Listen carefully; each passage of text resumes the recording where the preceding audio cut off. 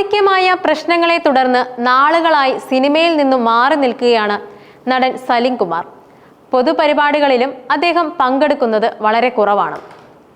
എന്നാൽ ഇപ്പോഴിതാ അദ്ദേഹം പങ്കെടുത്ത ഒരു പരിപാടിയുടെ വീഡിയോ സോഷ്യൽ മീഡിയയിൽ വൈറലാവുകയാണ്.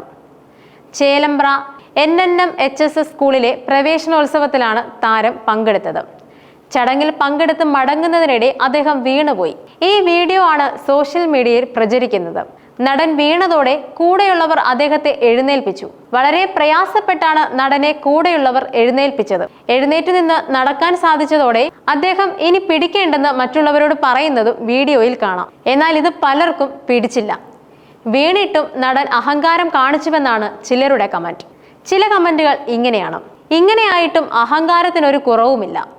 എഴുന്നേറ്റ് നിന്ന് 3 ചുവടുകൾ വെച്ചില്ല. അതിനു മുമ്പ് താങ്ങിയവന്റെ കൈ തട്ടിയ രീതി എനിക്ക് തീരെ ഇഷ്ടപ്പെട്ടില്ല. ഇനി എൻ്റെ മുമ്പിലെങ്ങാനും വീണാൽ അവിടെ കിടക്കുകയുള്ളൂ. നാക്കിനൊരു കുഴപ്പവുമില്ല. ജീവിതത്തിലും അഭിനയം. പ്രായമായാൽ വീട്ടിലിരിക്കണം. നിർത്തടോ, കുറെ വളുപ്പും ജനം കേട്ടതാണ്. മതിയാക്കി വീട്ടിലിരിക്കും. സ്വന്തം അനാരോഗ്യം അവനവൻ തന്നെ മനസ്സിലാക്കണം. കോമൺ സെൻസ് ഉള്ളവർ അതാണ് ചെയ്യുക. ഇങ്ങനെ പോകുന്നു കമന്റുകൾ. എന്തിനാണ് ഈ വയ്യാത്ത പാവത്തിനെ കൊറോണയൊക്കെയുള്ള സമയത്ത് പൊതുവേദിയിൽ പങ്കെടുപ്പിക്കുന്നതെന്ന ചോദ്യവും ചിലർ ഉയർത്തുന്നുണ്ട്. അതേസമയം വയ്യാതായാൽ ഇത്തരത്തിൽ വീഴ്ച സംഭവിക്കില്ലേ എന്നാണ് നടനെ അധിക്ഷേപിക്കുന്നവർക്ക് ആരാധകർ നൽകുന്ന മറുപടി. ഇത്തരത്തിൽ എന്തിനാണ് പ്രായമായ ഒരാളെ വിമർശിക്കുന്നതെന്നും വീഴ്ചയൊക്കെ ആർക്കും സംഭവിക്കാമെന്നും ആരാധകർ ചോദിക്കുന്നുണ്ട്. അതിനിടെ പരിപാടിയിൽ പങ്കെടുത്ത് സലിംകുമാർ പറഞ്ഞ വാക്കുകളും സോഷ്യൽ മീഡിയയിൽ ചർച്ചയാകൊണ്ടിരിക്കുകയാണ്.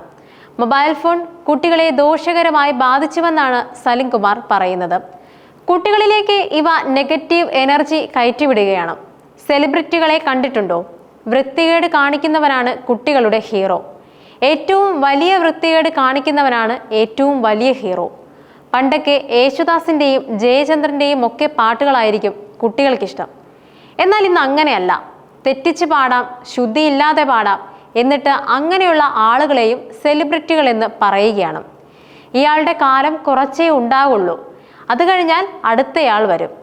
കുട്ടികളിലെ മൊബൈൽ ഫോൺ സംസ്കാരം കൂടുകയാണ്. മൊബൈൽ ഫോൺ ആവശ്യമാണെന്ന കാര്യത്തിൽ യാതൊരു സംശയവുമില്ല.